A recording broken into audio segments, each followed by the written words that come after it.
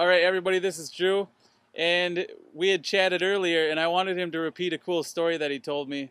So tell me the story about the trifold, art stands.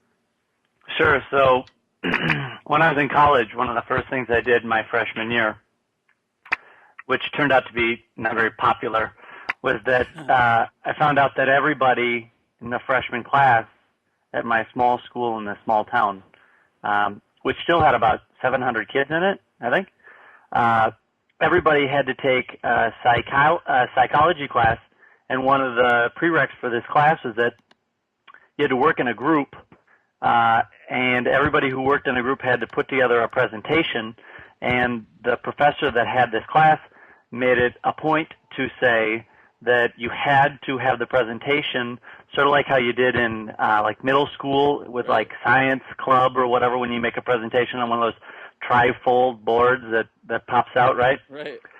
So there was only one place where they sold these boards in town, and so I went to this place and I bought their entire inventory, and they had planned on this psychology class asking for this, and so they had kind of prepped everything. Well, I went and I bought everything in cash, and I had found out beforehand to make sure that they'd take back anything that I didn't sell, so I was for sure covering my losses. I bought all of these poster boards.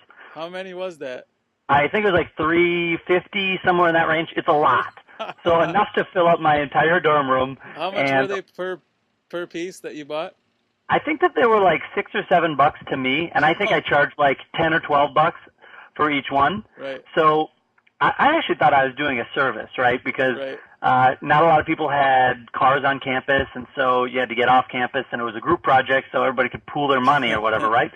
But meanwhile, so I'm still thinking this is a great deal. Like, I can buy this thing that has to exist, so I've totally created a monopoly. And so I'm planning on selling all these. Well, there was like major uproar. I mean, people were pissed. Right. And so I had created this monopoly, and I was only going to make, $5, $6 on each one. But, at 300 or whatever.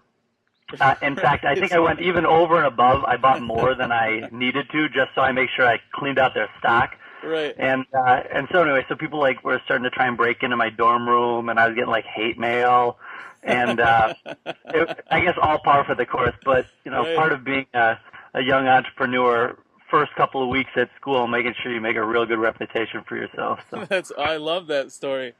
yeah, it was fun.